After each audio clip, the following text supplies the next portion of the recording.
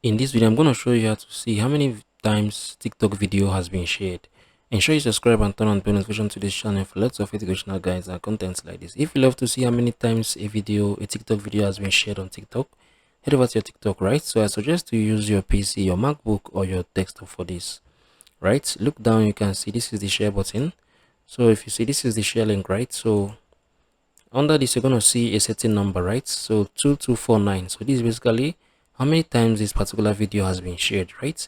And you can do this and you can use this to check the rest of other posts, right? The rest of other TikTok videos. Okay, yeah, so you can also check this for other TikTok videos, right? So this is Central TikTok video.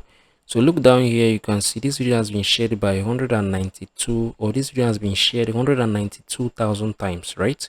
So this is basically how you can check how many times a TikTok video has been shared.